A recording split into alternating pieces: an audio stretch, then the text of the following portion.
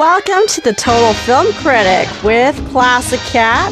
And on this episode of the Total Film-Critic, my guest is David Andrews of Comic Book and Movie Reviews.com, who is based in London.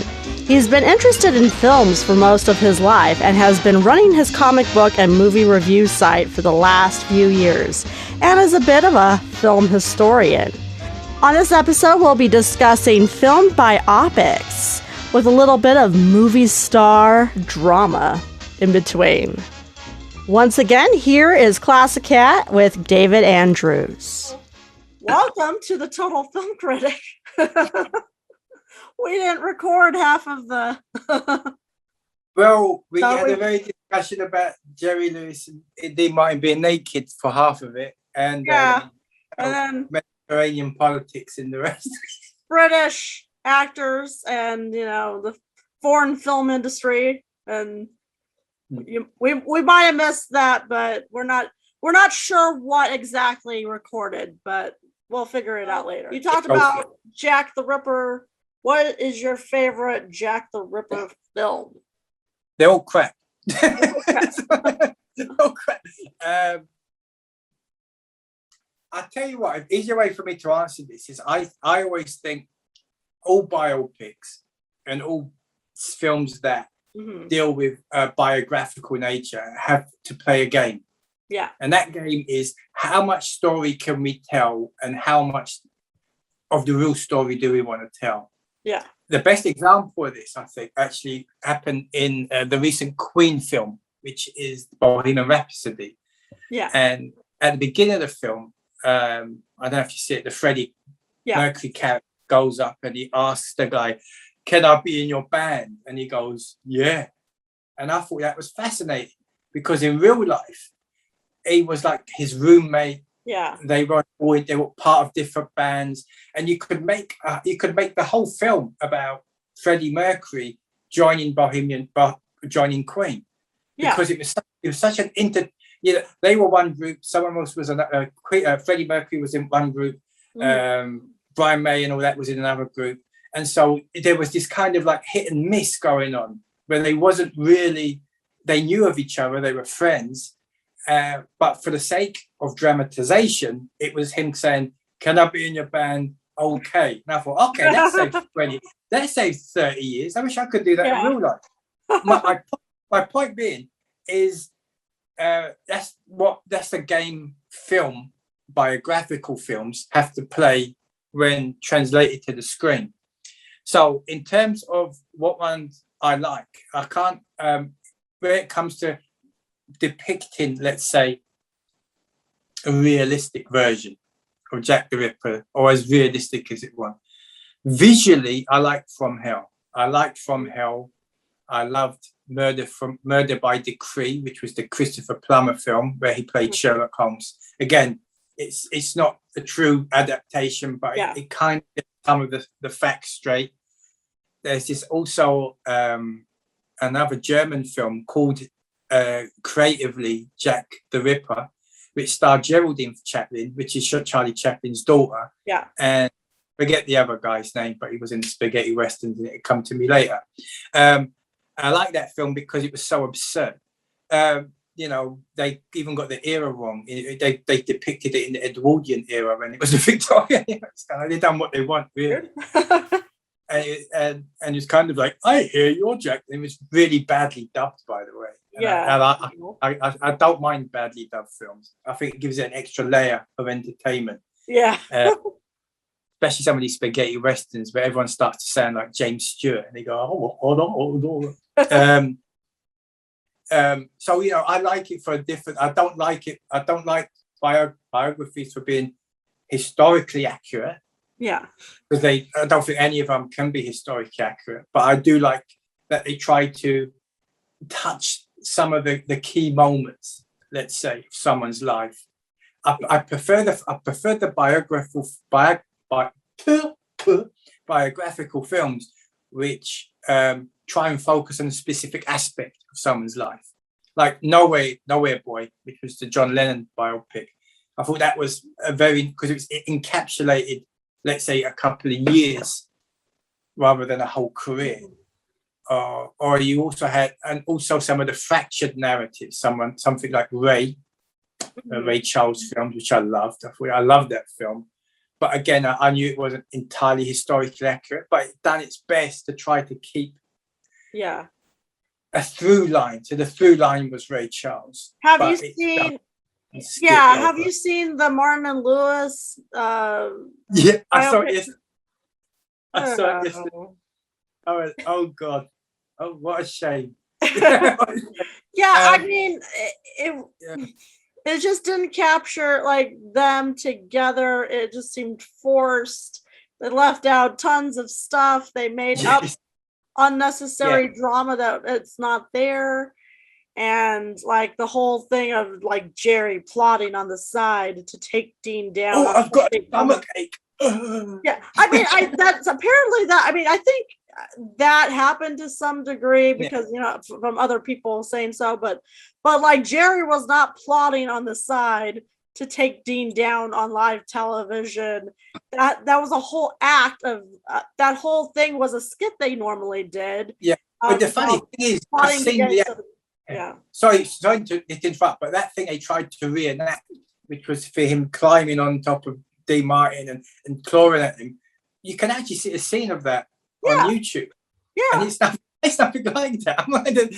They've added something in to make it. This is why I say I like biopics for one reason. For some reason, they're actually the way I look at it is they're introducing Dean Martin, Jerry Lewis in this case to a new audience, hopefully. But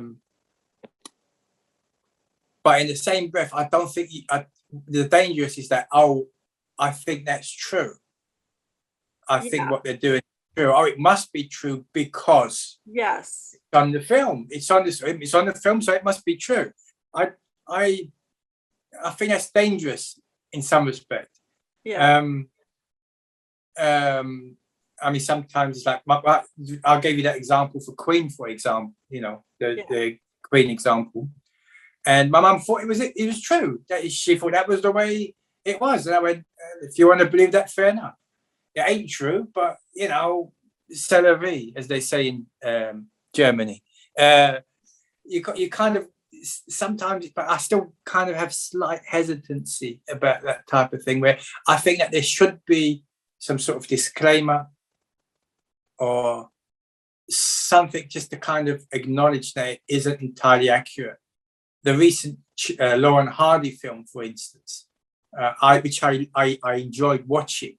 I thought Steve Coogan and Dr. Watson, that was his name, Dr. Watson. Who's the other guy's name? Did you watch it? I haven't watched it, but I think John C. Reilly. There we go. John C. Reilly. It's the scene that got me confused. That's it. Yeah. So as much as I enjoyed the movie, I thought the performances were lovely. I thought the whole thing. The only problem with the story is that there were contrived scenarios inserted into the story that didn't happen. Yeah. So I don't want to. You haven't watched it, you said. I wanted to watch it though, but yeah. So it's like the same thing they did to Martin and Lewis. Exactly. So unnecessary drama. There's lots of drama there.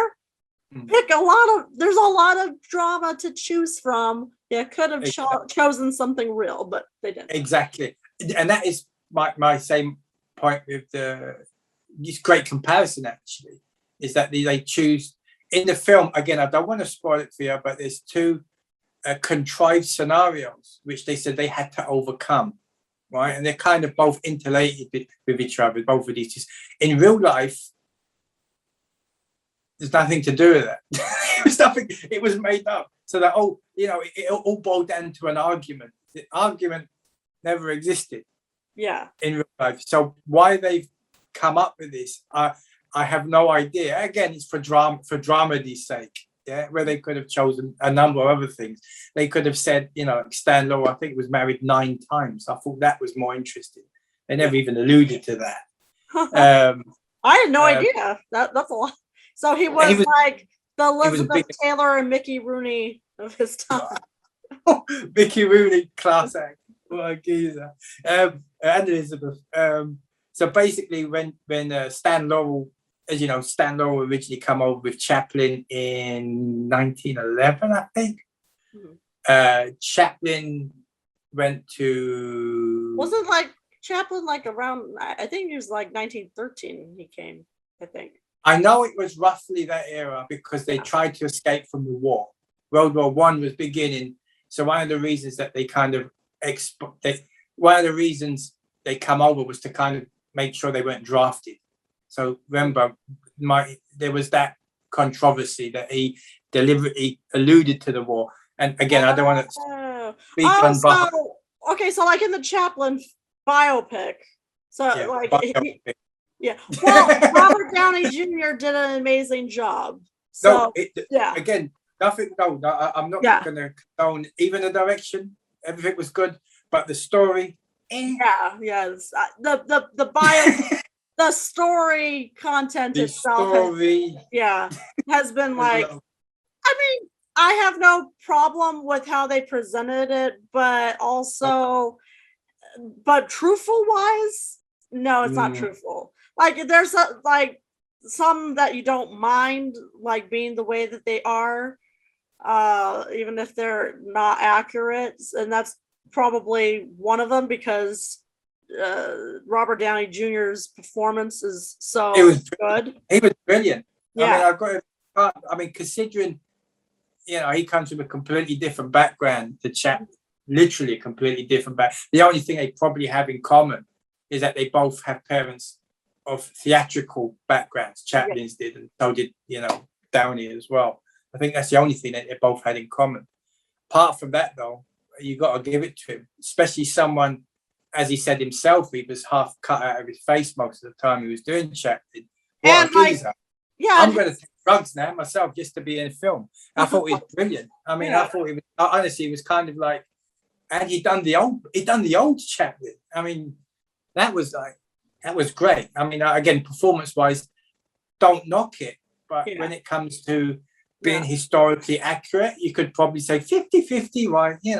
There's certain scenes that kind of annoyed me because certain people died and then he's talking to them and they're still alive. And I go, oh. Yeah.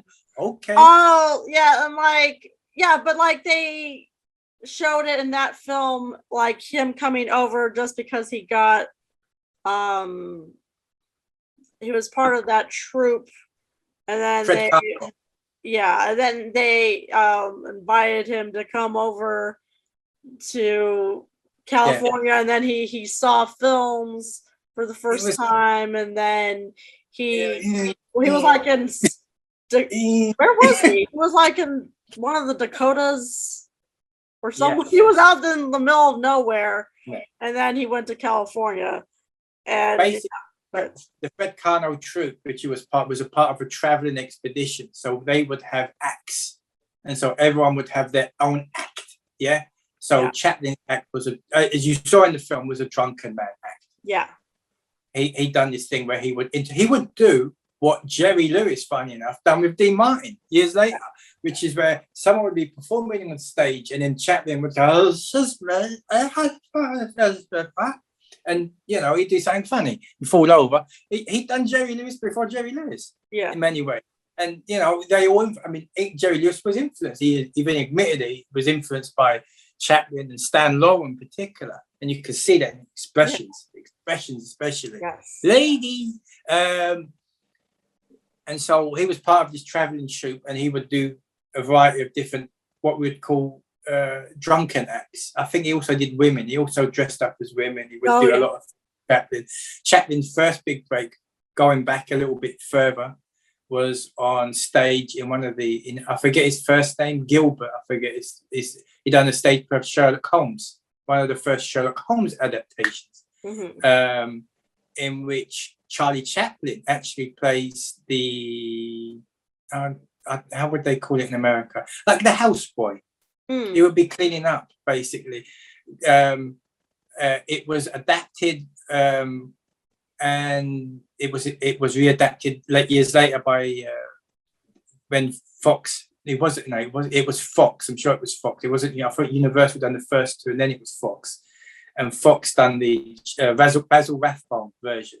Mhm. So one of them, I think, was called. They always messed up the titles, and I always got confused. Or maybe it was The Adventures of Sherlock Holmes or something like that.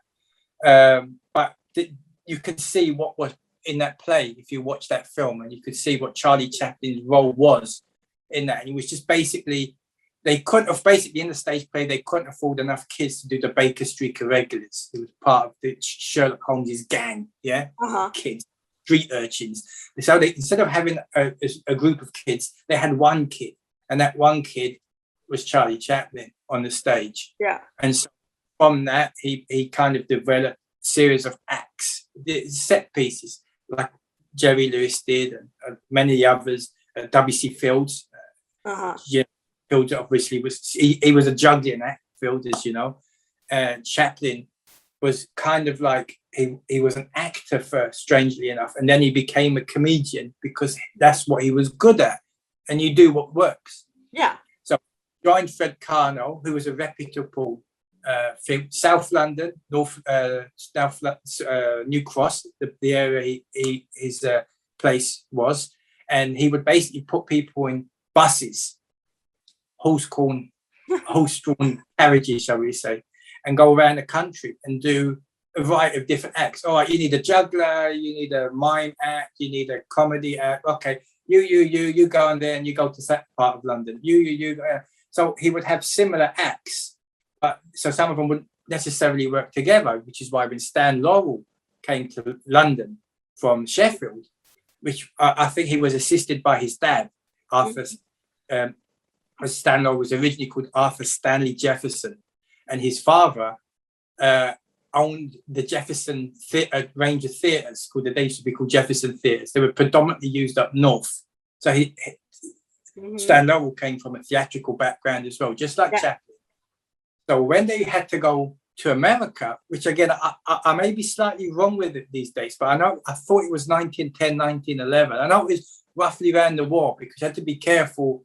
They didn't get bombed, you know? Yeah. So by the time they got to America, they was meant to create a new act because it was new people, and Stan Laurel was Charlie Chaplin's understudy, so they worked together pretty closely during this period on the boat to get it done. The problem was Chaplin was the only decent one out of these acts because he was doing it since he was a kid. Yeah. Stan Laurel did as well, but Stan Laurel never found himself. I don't think Stan Laurel actually found himself until he went with Laurel and Hardy. Yeah. Personally, if you see some of his solo stuff, before he met Hardy, you could tell it was okay. It's okay. It's watchable and you could enjoy it and you could say, okay, that's Stan Laurel there. But you're watching it for Stan Laurel, not because how funny the film is. Yeah. You know what I mean? You're watching it because I want to see what this guy does. And you can see the Chaplin-esque overtones he has in his performance. And you kind of go, I know what you do, you're copying, don't do it. Everybody copying Chaplin at that point. I think everyone was everyone copied Buster Keaton, Harold Lloyd, etc. Oh yeah, Harold Lloyd in the beginning. That was so weird. Lonesome Luke. Sorry, Lonesome Luke. Yeah. Lonesome Luke, that was his name. Yeah, so everyone was doing Chaplin, but my point is what happened is they went to America, Chaplin got picked by Max Sennett. The rest of them tried to continue on their own, didn't work. They come back over here. They come back to England. And so Stan Laurel never stayed in America initially. He went back, done what he had to, I think he even went to Germany and Europe, different parts of different countries to perform. And then he went back to America. And as they never had computers there, he fell in love.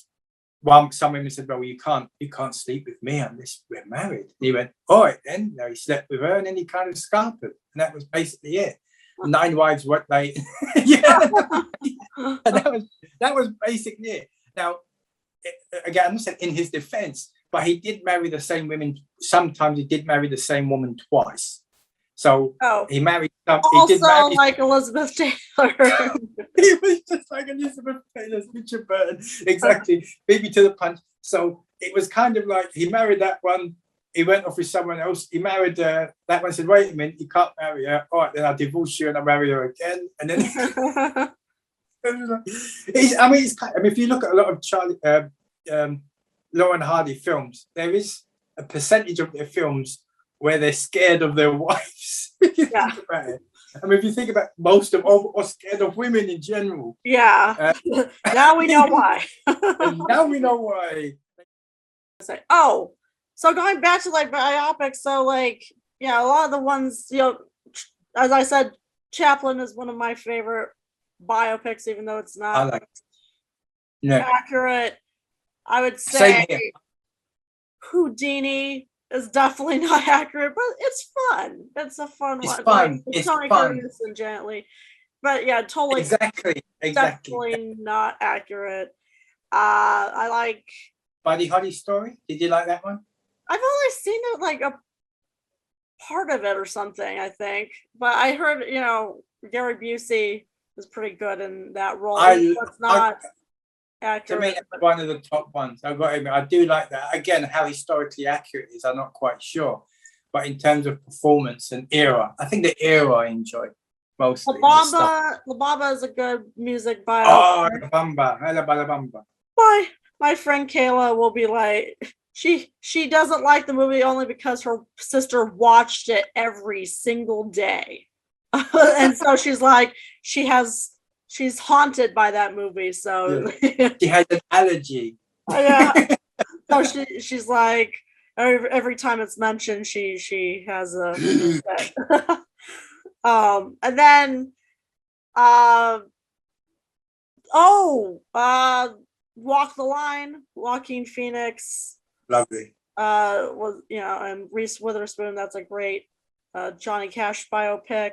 I love that. It made me love Johnny Cash music because I'm not really into country music, but like older country, like Johnny Cash is like more acceptable to me. So and you know, Patsy Cline's music. And also Coal Miner's Daughter with Sissy Spacek. That's it. Yeah. Loretta Lynn's biopic there. You know, that one, you know, so like 50s through 80s American country, you know, I tend to like more than recent music, which, you know, now it's meshing into like pop, hip hop. It ain't even, I don't know if you could even call it a biopic. I think it's what it is. They can't find the story now. Whereas let's say the Ray Charles had a story there, and so did the Walk the Line. The stories are basically very similar, but they did have a story of a guy who came from literally nothing, started to become a musician, had some turbulences in his past he had to face, and etc. So there was an arc. Nowadays, you know, even with, let's say, the recent Elton John biopic, they had to make up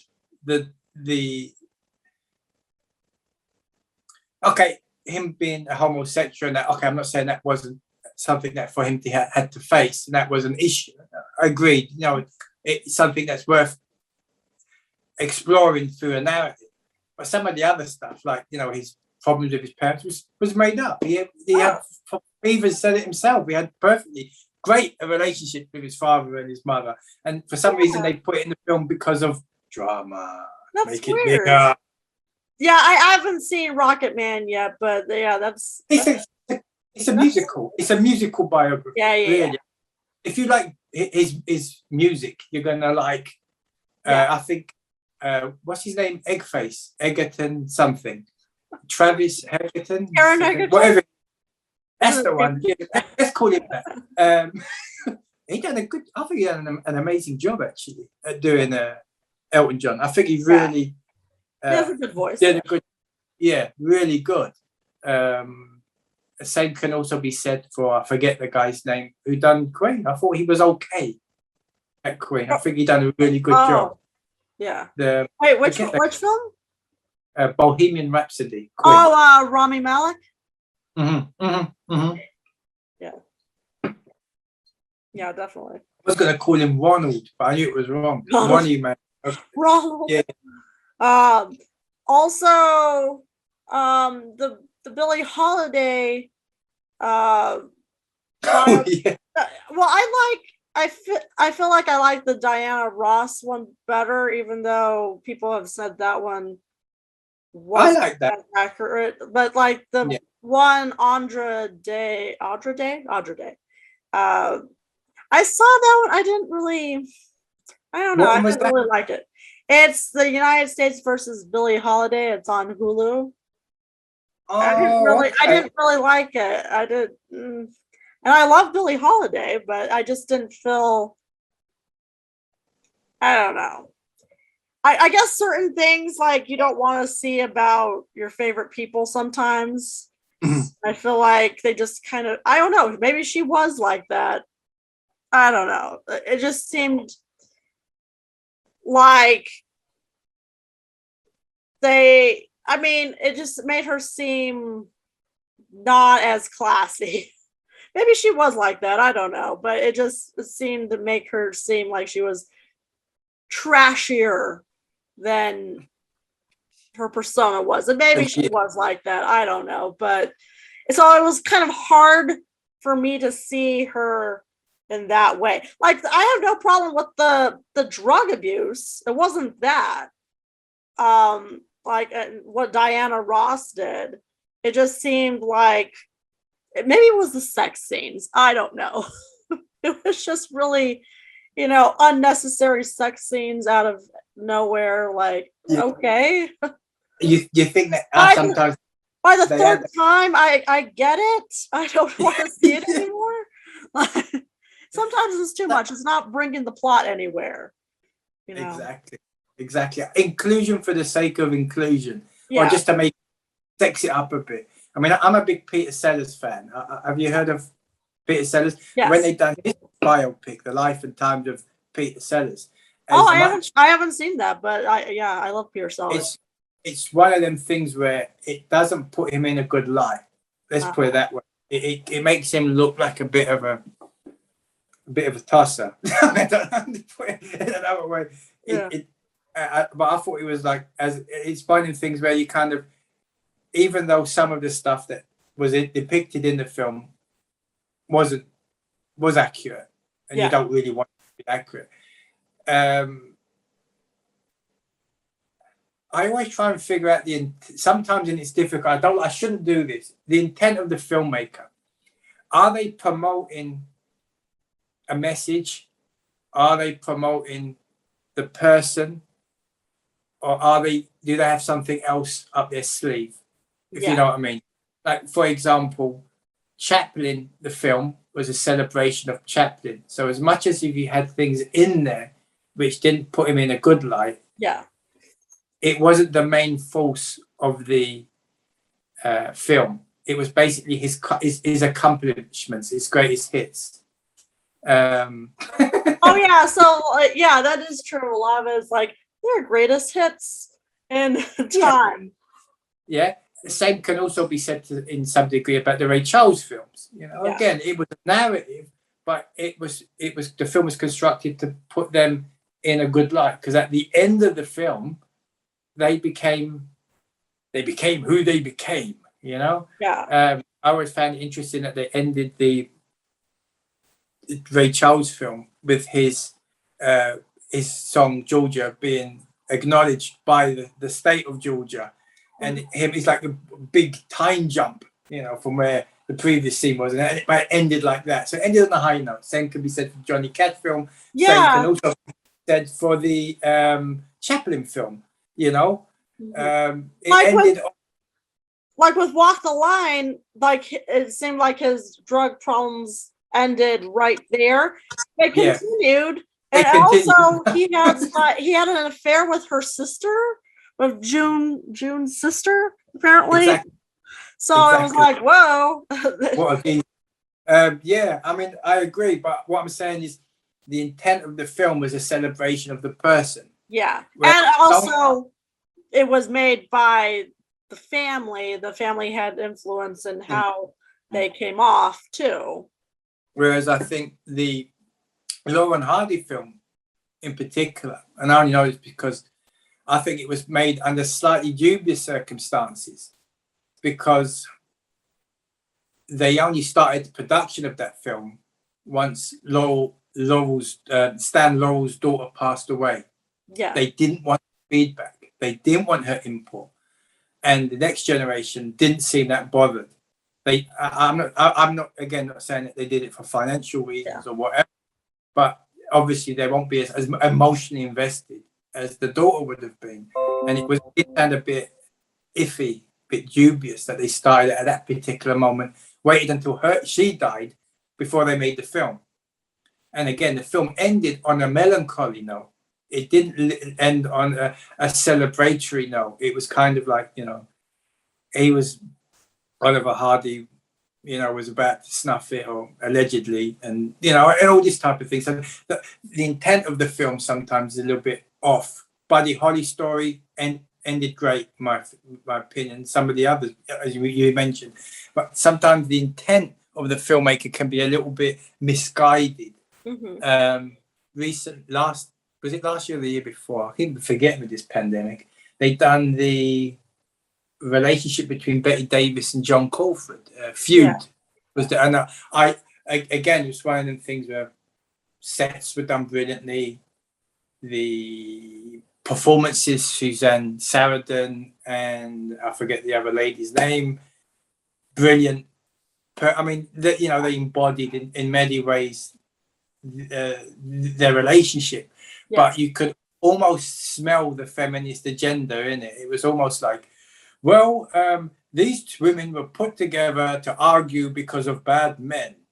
No, and really, no, it's like Bette Davis and Joan they had like a past where like one of them stole the other one, like had sex with the other one's husband at the time. Exactly. Yeah, they fought over French Otone and some other guy like. And some of it was too false. I mean, there was one scene in particular that stuck out. Okay. I'm thinking of also Miriam Hopkins, who Bette Davis had a feud with. Like, she slept with her husband, and okay. But they also there was an alleged dalliance between Bette Davis and Francois Tom. But if that happened, I don't know. I know she fancied him, and she openly admitted she fancied him. Yeah, and then Joan Crawford got naked, and that's how she won French Otone, apparently. Exactly. There was a scene in that series in which they tried to get together, allegedly, quote unquote, and air their differences. And during their discussion, Joan Crawford openly admitted she was molested when she was young. And I'm going, is that something someone would mention to someone they hate? The intent behind the scene was that these two women were trying to get to know each other. Yeah. And I'm trying to think of it as a logical thing. Would I try to get to know someone and say, well, when I was a kid, I was fiddled by my father. Yeah.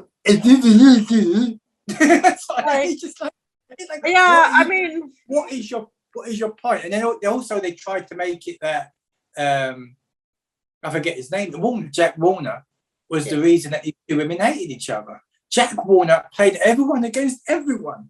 Yeah. They'd done the same thing to Cagney and Bogart. Oh, yeah. Was it Bogart and... Well, those two have a few. But it was quite true. The point was that was the game Hollywood played. Yeah. They'd done it with Marilyn Monroe and Jane Mansfield. If Marilyn Monroe didn't want to play a part because of overt sexuality, Jane Mansfield would come along. If you don't do it, we find someone else. And that was the whole point. But the stupid thing about that angle is that they worked for two different studios. So it didn't make any sense. How can you say that this man manipulated men, made them hate each other?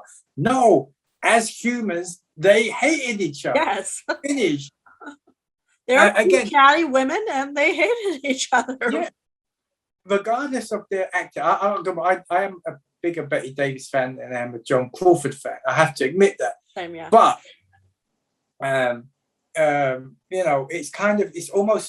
sometimes the intent of the filmmaker gets in the way of the truth. And obviously there was some sort of, I'm all for equal ops, whatever. But the feminist agenda did kind of impinge itself on that narrative and tried to, it's almost comment on it in retrospect. Mm-hmm. Almost kind of saying, well, we know better now than we did then. And I'm going, up yours. What do you think of the Mommy Dearest biopic type thing? Although no. Yeah. I'm going to be honest. Okay. When the daughter says she didn't like the film, the daughter, what's her name again? Christina Crawford. When Christina Crawford said she didn't like the film based on her book, I think, again, it's film impinging on what they're trying to do. The filmmaker got in the way of the story.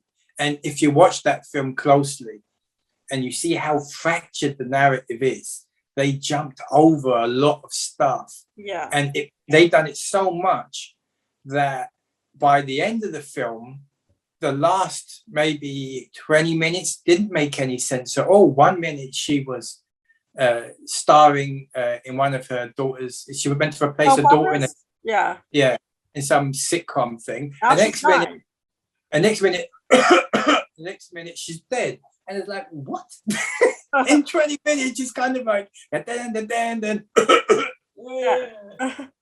Sorry, to me, I think you've missed something out. Yes.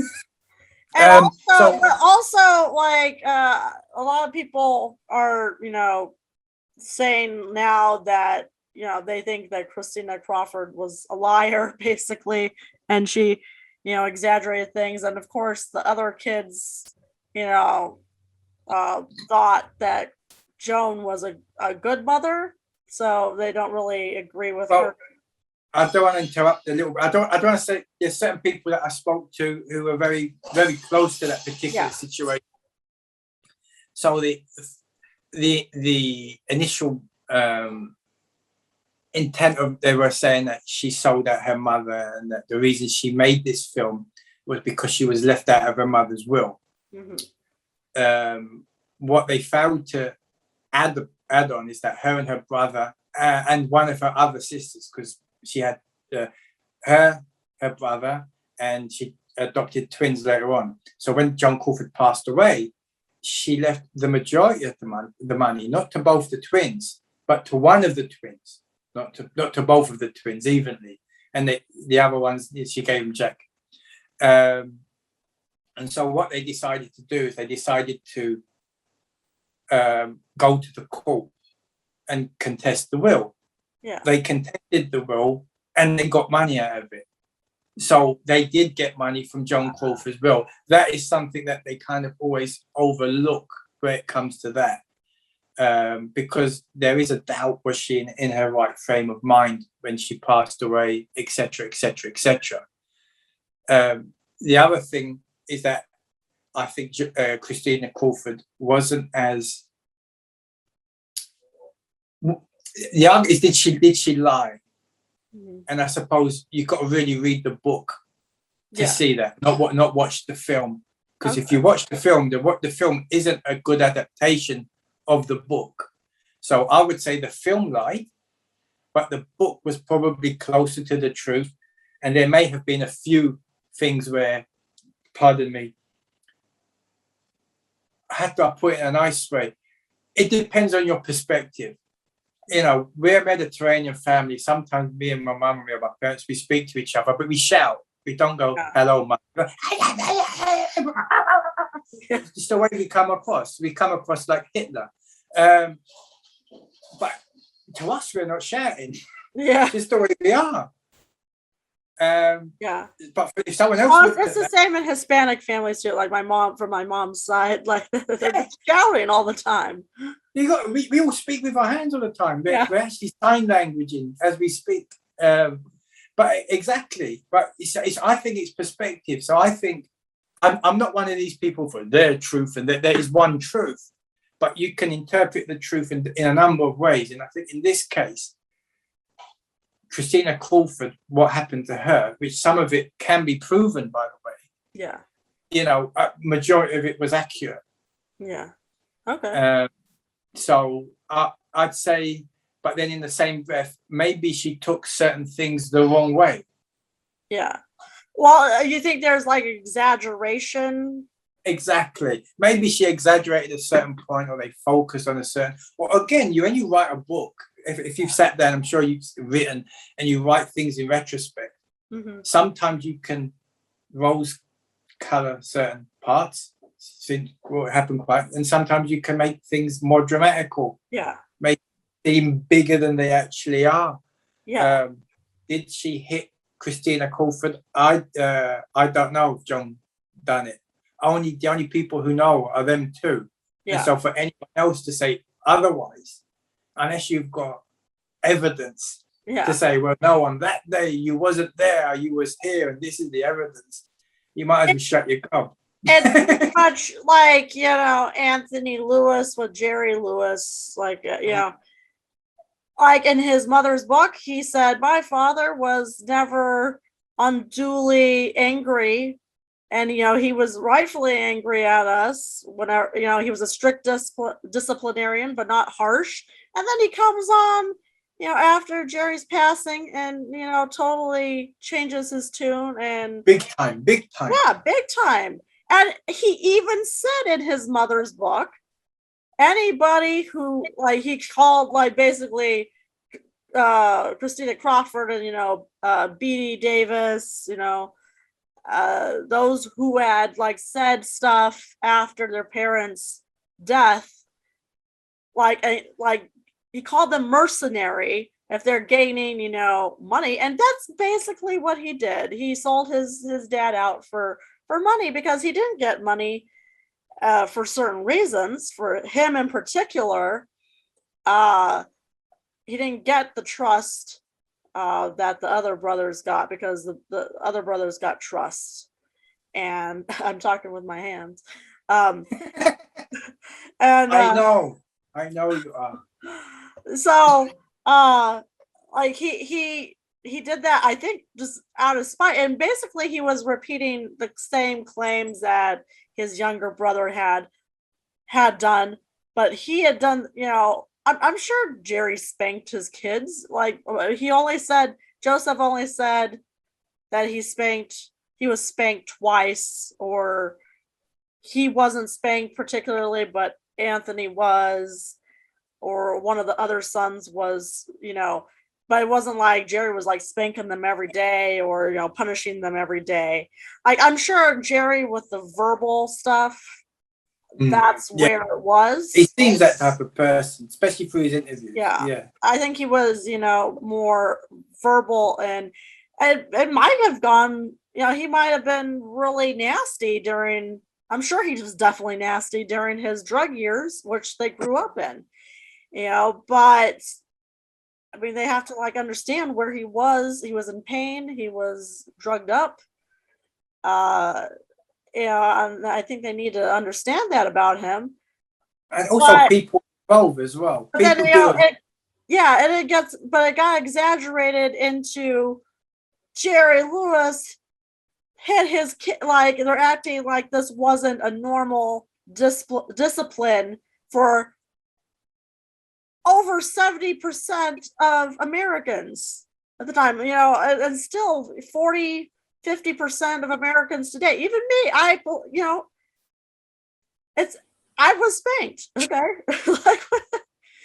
like you're not going to call my name was Punching Bag when I was young. Yeah, you're not going to call my parents abusers because we got spanked as kids, you know? And I had this debate on Facebook the other day. But anyway, you know, it's just a different time. Some people, it's not like they're spanking their kids for the fun of it, like, or, you know, in certain cases when their kids are acting up and are complete jerks, it might be necessary. That's all I'm going to say. You know, and I mouthed off as a kid. Sometimes I still mouth off. Like, well done. Well done. Sarcastic on occasion, and yeah. So, but he had 6 boys. I'm sure it wasn't a smooth experience. So, and I'm sure he spoke to his wife more than once. Yeah, like Patty Lewis, she came from an abusive mom, and I think her stepfathers, they were all abusive. Everybody was abusive to each other, and so I don't think that she would have let her kids be physically abused, like actually hit, like besides just spanking, So I mean, it just depends on, it's like the Bing Crosby. That's what that's exactly what I was thinking at the same time. It's because he had 2 families. I don't know. From what I hear there, it was more hitting and like slapping, like it wasn't the same kind of discipline. So I'm not sure. With Jerry, it just seems more like spanking and verbal abuse. I think in Bing Crosby's case, it would probably be, again, it's a person evolving. I think it's a person who had 2 families, and he made all the mistakes with the first family, and he done better with the second family. Yeah. I mean, if you think about, like, did one of his kids die from a drug overdose, if I remember right? Yeah, they committed, I think 2 of them committed suicide. Yeah, 2 of them committed suicide. Yeah. And so when you put it in that context, obviously they were emotionally unstable. Yeah. In some, how much do you blame that on the parent, and how much do you blame that on their society and their surroundings? But I'm sure he from the sound of it, he gave his kids everything. Yeah. And unfortunately, you do get a sort of spoiled. There's certain people who when they're always given everything, and someone all of a sudden says no, why are you saying no? It's because you've told them, I'm going to give you everything. So they react badly to no in some respects. So I don't know if that's the particular case in either situation, actually. It's kind of that way with Jerry's kids. Like, yes, he did make them work for things, but he also gave them a lot. Like, and to be honest, some of them treated their mother very badly. And so it's like, she was an angel. Patty Lewis was an angel, so why do they treat her? A lot. She put up with a lot. From what, again, we can only talk anecdotally, but from what I've heard, and I'm sure what you've also as well, is that that woman deserved a lot more than what she got. Mm-hmm. Also, really. Also in the Martin and Lewis biopic, was married by her depiction. Sorry. Her depiction is terrible. Like, that's not what she looks like at all, but okay. Going back to that, because you're lucky you pulled it up. It was written by Alfred Marks, who was based on Arthur Marks. Yeah. Arthur Marks. Sorry, Alfred was the other one. Sorry. Yeah. Arthur Marks. Sorry. Who actually got into writing biopics because of his father. Yeah. So Groucho Marx wanted he as much as I'm a big Groucho fan. I like Groucho. I think he's hysterical. If I ever watch a Groucho Marx film at night, the next day I'm going, "How are you doing, love? Are you doing okay?" And I can't help it. I like his sense of anarchy and humor. Not everything I agree with, but his style of humor I think is funny. He wanted one of his sons to become a writer, and so when he spoke to his son, he said, "Like, write something, just write." He said, "What do I write? I don't know what to do. Write about your family." And so he wrote the book, Groucho and Me. And then he started writing other biopics. He just wrote everything what he knew. Yeah.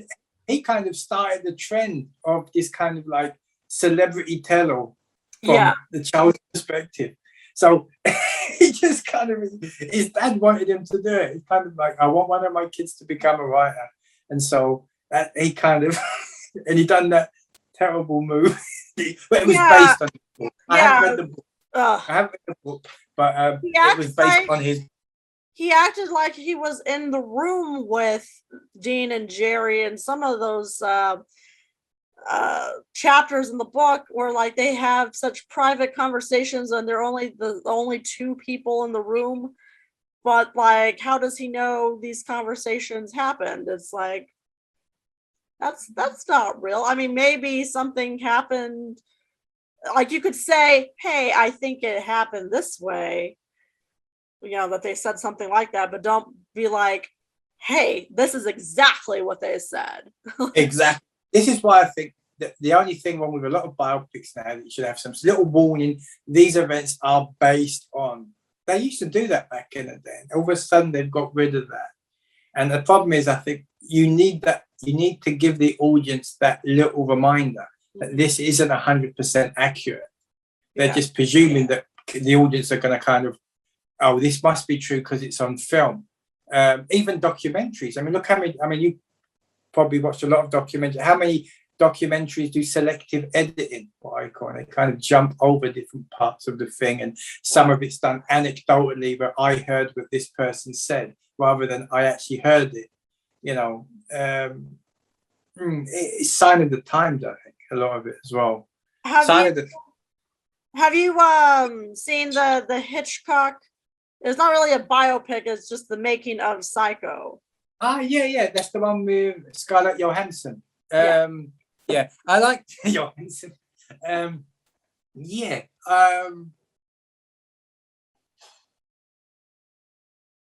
From my understanding, again, Hitchcock was post-Victorian era, East Londoner, had a certain specific morbid fascination with a certain type of person, in this case, blonde women,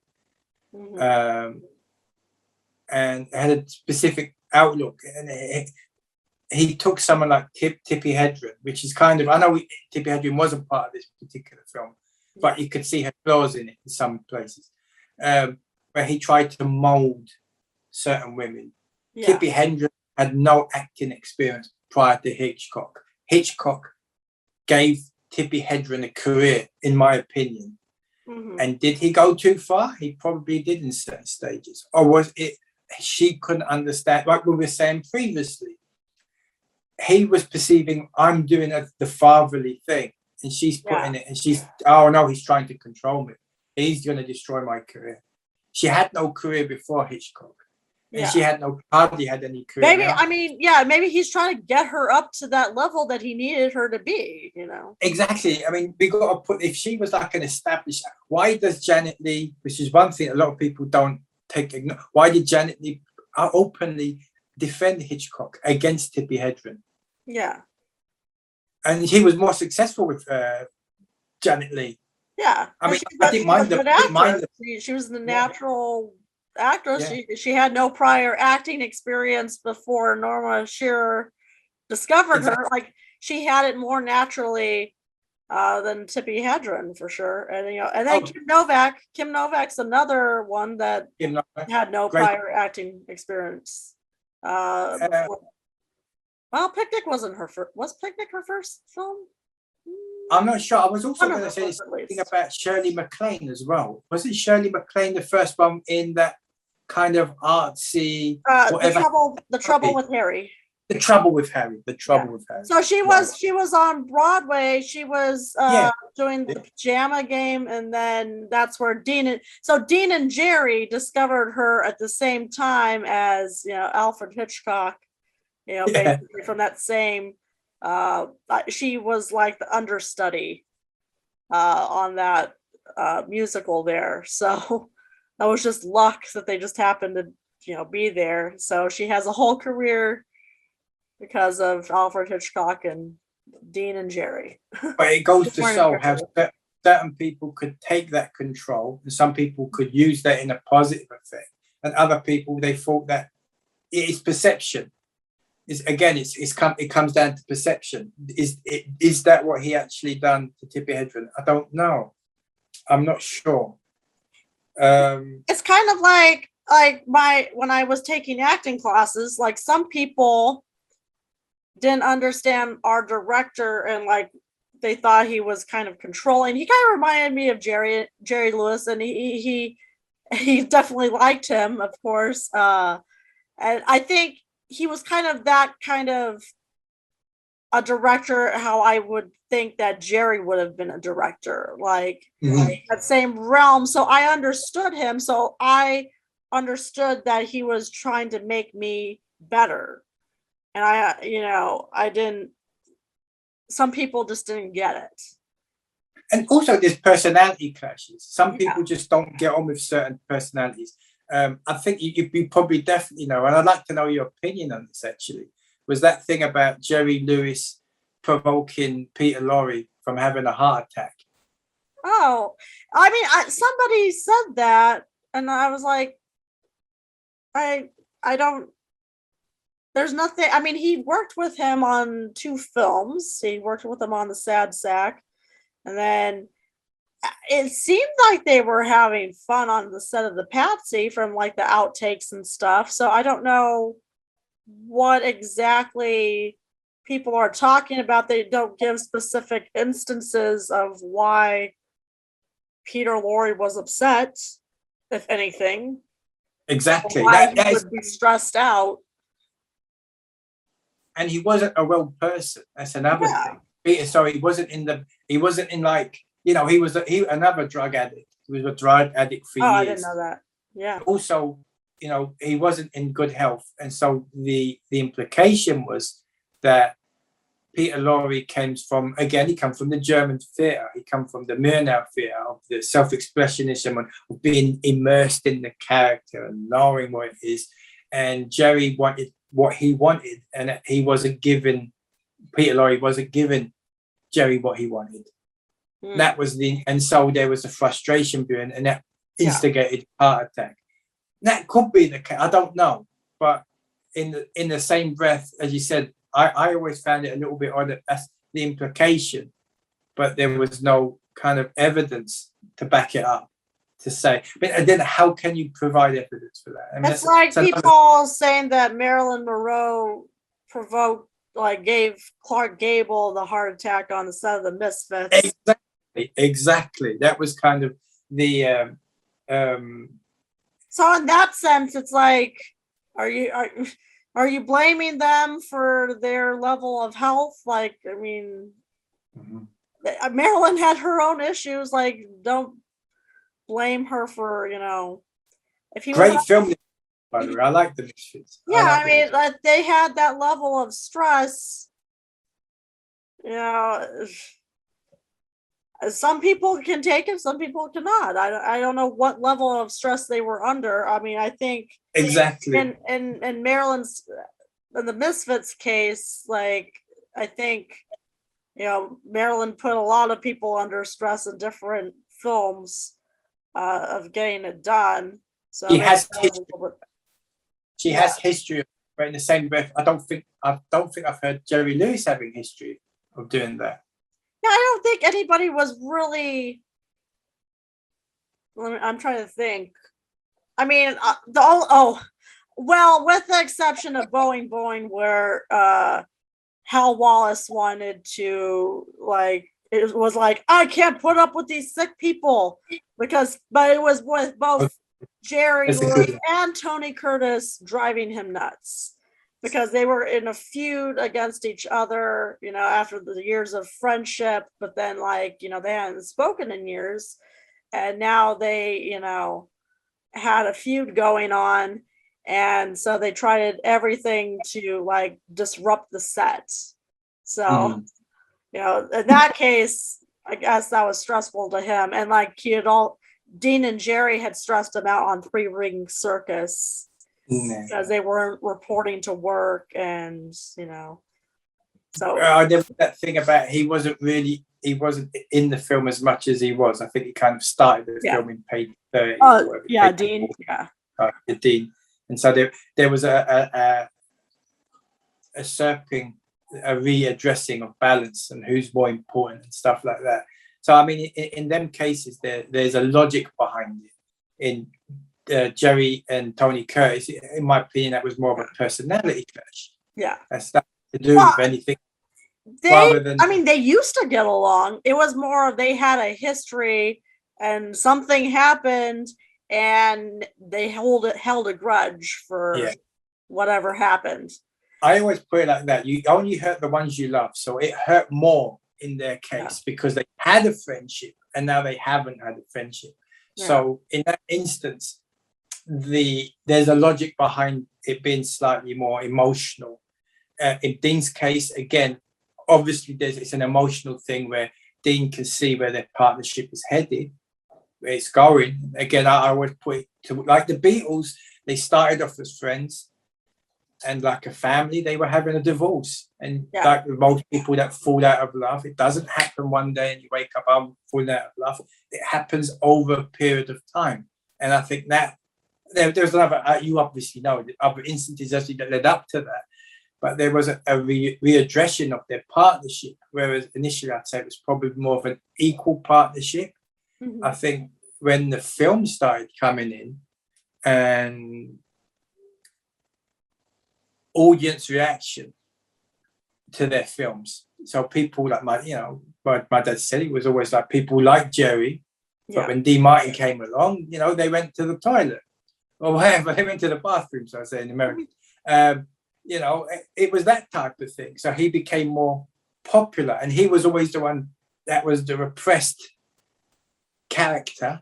And Dean Martin, especially look at Army at War, he's hitting him half the time, slapping him or whatever. And you kind of go, they were doing Bud and Abbott. They were doing, they had that party, they had that dynamic.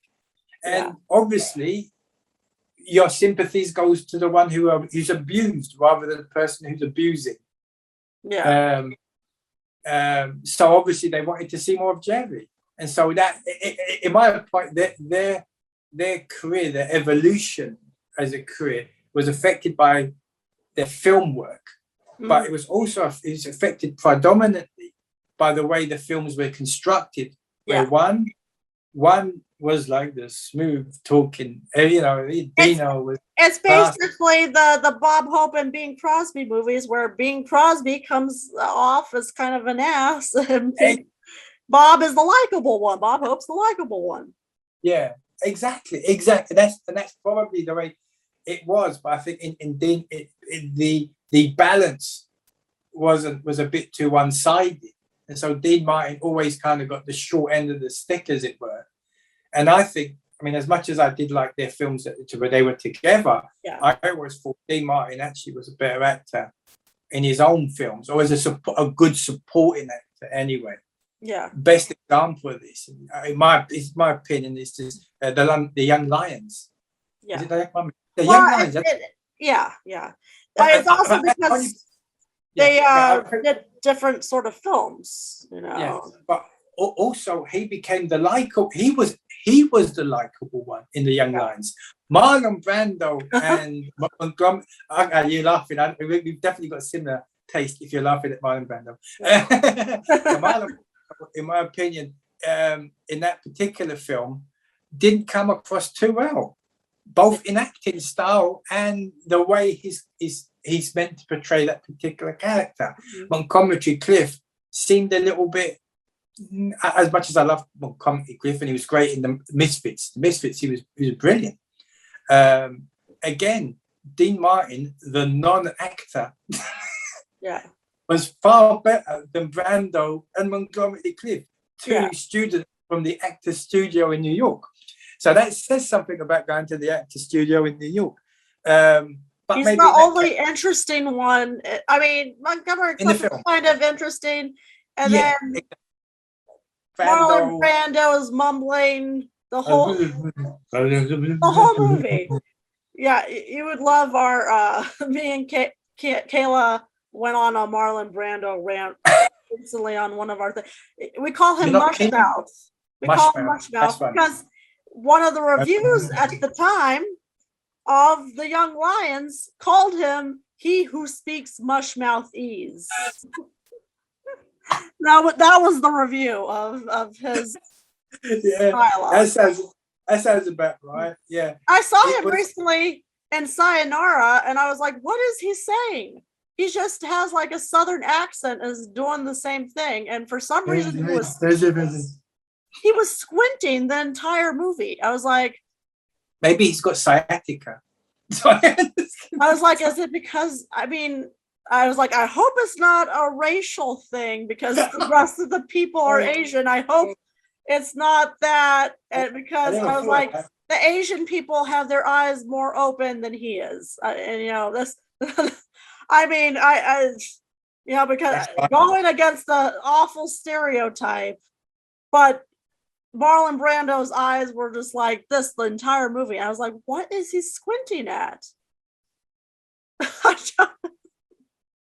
My opinion of Brando, as much as I know he's a controversial figure politically and all this other stuff, when it comes to his acting, I think when he's good, he's good. When he's crap, he's crap. I think the balance in his performance is variable. And I think in many ways, the epitome of Brando would be the film that he tried to direct himself, One-Eyed Jacks, which is a very hit and miss film. In places, it's really good. And in places, it's really a bit naff, really. I loved him in On the Waterfront. I thought he was brilliant in On the Waterfront. And Screen. Let me say that again. Streetcar Named Desire. So yeah, it's the only way I could get at. I always find him. Yeah, everyone says he was an ultimate actor. Yeah, I think when he done well, he done really well. But in The Young Lions, I think he was taken to the cleaners by D. Martin brutally because of his interpretation of that particular character. It's where he needed a director to tell him what to do, and he probably didn't. Him and the director. So when I always there was, I can't remember who interviewed this, but there was one actor, and he says, "Oh, they always say film is a director's medium because whatever you say on the screen, they're going to edit it later on. They're going to put it together. They're going to cut bits out. And they're going to put things together in the way that they want." I think it was Pete Sellers actually said this.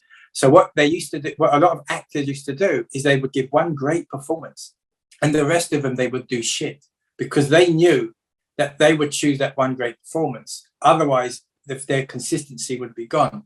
So the first couple of performances, they would deliberately mesh up. They go, they do a Brando, yeah, and then they do a good performance, and that's the one. That's the one. When it comes to the editing room, that's the one the director chooses, and that's how certain clever actors. That's what they did. And it's a good tactic. It's a good tactic because film, at the end of the day, we always kid ourselves that. The joke with film is that actors are professional liars. They're pretending all the time. The situation is false. How the way they're presenting themselves is false. Everything is false, but they're just really good at doing it, right? And that's what film is to you. And we sometimes forget that. There's always a kind of like that. We're also big fans of people like Michael Caine. So when we see old Michael Caine films, we just presume he's Alfie. We presume he's Harry Palmer. We presume he's this kind of guy. Cockney white love, how you doing, love? We think he's that. He ain't really. Probably in real life, he's probably much more learned person than he is in the films. Yeah. Like when you do the Laurel and Hardy stuff, you wouldn't think that Stan Laurel, the one who goes, he's the creative force behind it.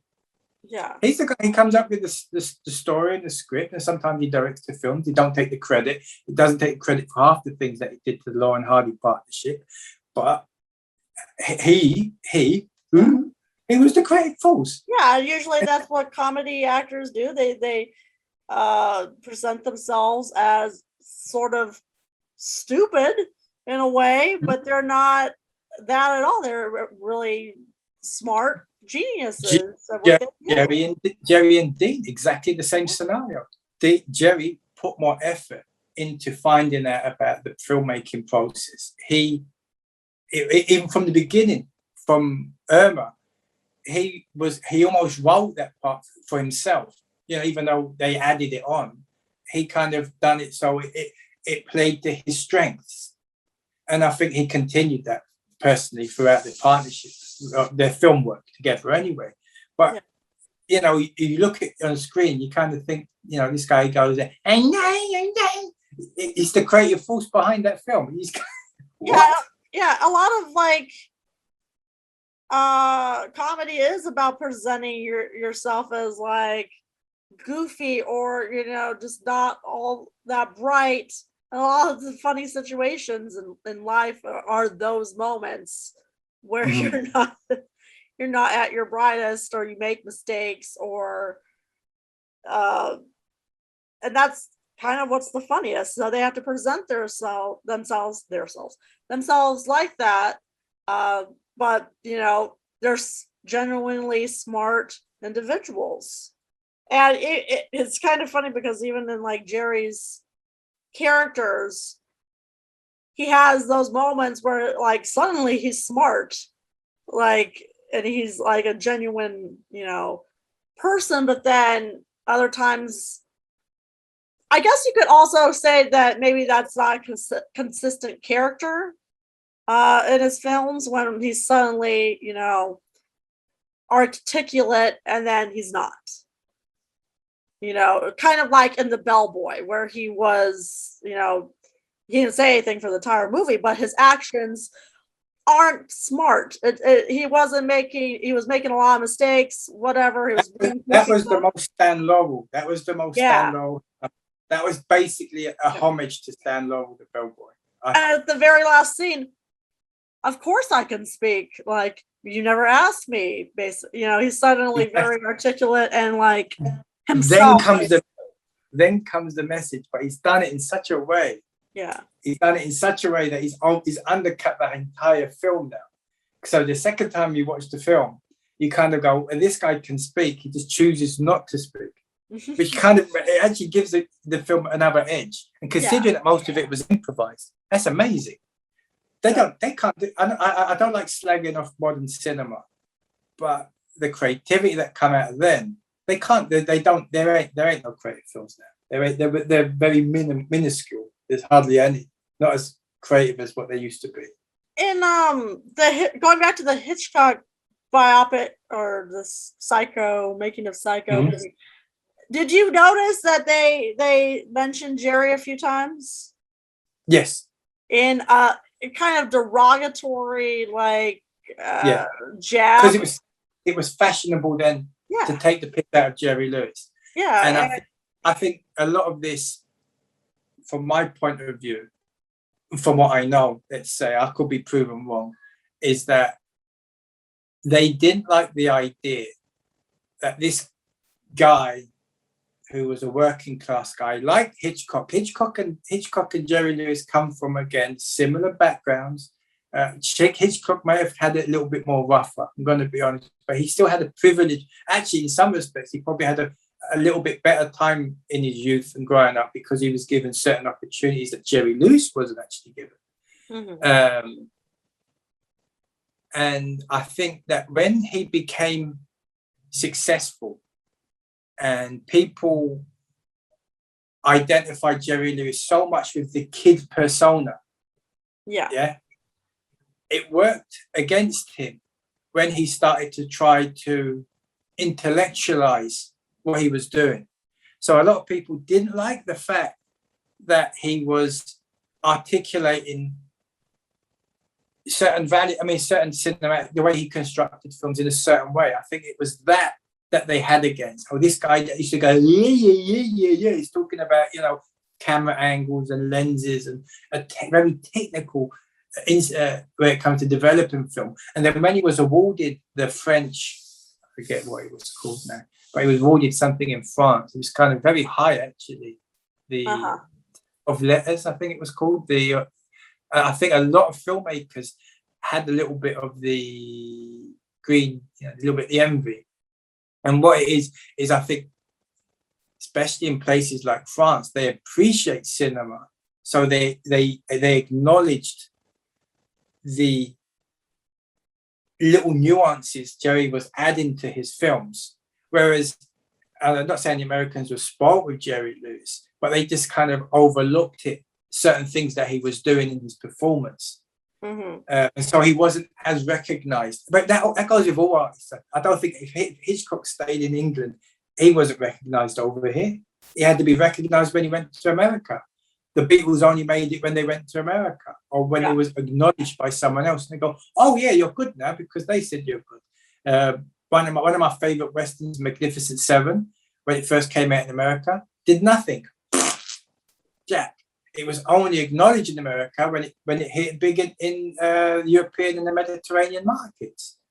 And again, I think it's this idea of looking back and saying, "Oh, wait a minute, we never gave that enough chance." I think in Jerry Lewis's case, they didn't. A lot of his critics, a lot of his peers, didn't like that this guy who was a comedian was intellectualizing what he was doing. Yeah. My thing is, why isn't he allowed to do it? Why do you have to only come from a certain part of London? It's like nowadays, every English actor you see doing well in the States, every English actor doing, except for maybe there's probably one or two exceptions, but the majority of them come from a certain part of rich London. Yeah, where they all come. Hey, hello! It's all like Notting Hill. Hey, hello! Yes. I won't go into this, and I won't. I don't want to go down there. But let's put one. There is a classes system in which someone once upon a time, as I just said at the beginning, if it's still with us, Chaplin, Boris Karloff, Elsa Lancaster. Elsa Lancaster actually comes from literally a couple of streets away from me. Funny enough, Lucian. They all come from a certain working class part of London. Chaplin, yeah. Nowadays, you don't find many people come from working class London becoming a big Hollywood actor. Even the next Batman, even though I think he may do well, Robert Pattinson, they come from a very privileged part of London. Daisy Ridley comes from a very privileged part of London. So there is a start. This almost a classes system is emerging. It's like in Hollywood, old Hollywood, where they were trained to all have the similar accent. An affected accent, yes. Back in the BBC, hello, welcome to the BBC, and today, blah, blah, blah, blah. And then came the Cultural Revolution in the 60s, pioneered in part to the Beatles and Michael Caine. Whereas, some of them don't speak like that, love, Chaplin, I think Michael Caine deliberately, as much as he could affect upper class accent, he chose not to. He done it in Zulu, which was his first film, but after that he spoke like us. You know what I mean? Beatles as well, they had a very strong Liverpudlian accent, and so it is that thing. It's that readdressing of different cultures and different. Again, I don't call it a class system, but different geographic where they're based. In some respect, you had that. Jerry Lewis was from New Jersey, and Irvington. Mark was from Steubenville. Steubenville. How? That's it. I can't remember. But again, it was these people who came from a different class system, and they're 1 minute. What? This guy's from New Jersey. How does he know that? Why should? He doesn't go to the right. He never went to that. He never went to that school. As much as I love people like David Niven, don't get me wrong, who was also a working class lad. He never had that accent. Yeah. I also think there is a lot to say about that. So going back to your original question about the jabs at Jerry Lewis in the Alfred Hitchcock film, it was very popular to be derogatory towards Jerry Lewis at that particular time. So we've been talking about biopics. We wanted to talk about other things, but we didn't get to it. We will get to it another time.